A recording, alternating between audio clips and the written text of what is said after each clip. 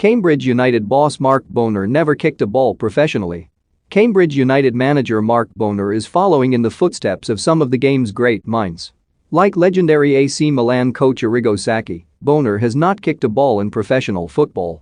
"I never realized that, in order to become a successful jockey you have to have been a horse first," Sacchi said when his credentials were questioned. He earned a living as a shoe salesman before coaching in Italy's semi-professional leagues and working his way up to the AC Milan job, where he won the European Cup in 1989 and 1990. So a stellar playing career does not necessarily translate to the dugout. Premier League greats Jose Mourinho and Arsene Wenger are living proof of that.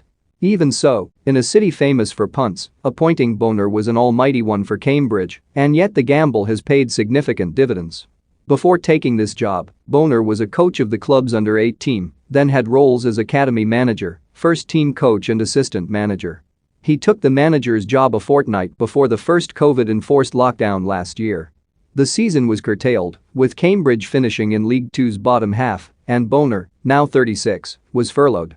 That time away allowed him to forge a masterplan of how his team would play.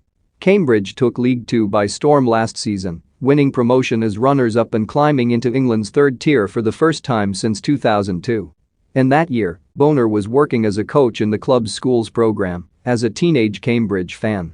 So like the club, Bonner is punching above his weight. 8 years ago this weekend, they were playing Salisbury in an FA Trophy tie in front of just 727 spectators.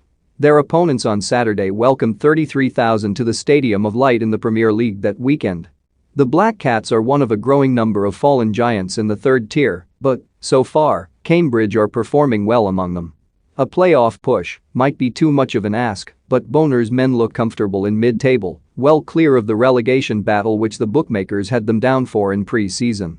"You have to strip away the badge of the opposition quite often," said Bonner before the match. "It's 11 against 11, we're capable of competing with everybody."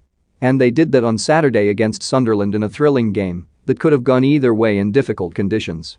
"You're only here to see Sunderland," chanted the 2,561 away supporters to a rare sell-out crowd at the Abbey Stadium, a gate just shy of 8,000. Maybe true, though they also saw Cambridge throw everything at the promotion favourites, but come up just short. Indeed, the U's were by far the superior side in the second half. With the wind behind them, Cambridge peppered Sunderland with 12 corner kicks and a flurry of long balls from deep. But they couldn't find a second breakthrough to cancel out first-half goals by Adam Pritchard, straight from a wind-assisted corner of their own, and Nathan Broadhead. There is nothing wrong with losing to Sunderland and Bonner knows that. "It's been a should-have, could-have week for us," he said, also noting a midweek draw at Wigan after being 2 goals up. "We deserved more." He was right. His team will take heart from knowing they gave big spending Sunderland a real scare or two. Avoiding relegation would be an almighty achievement.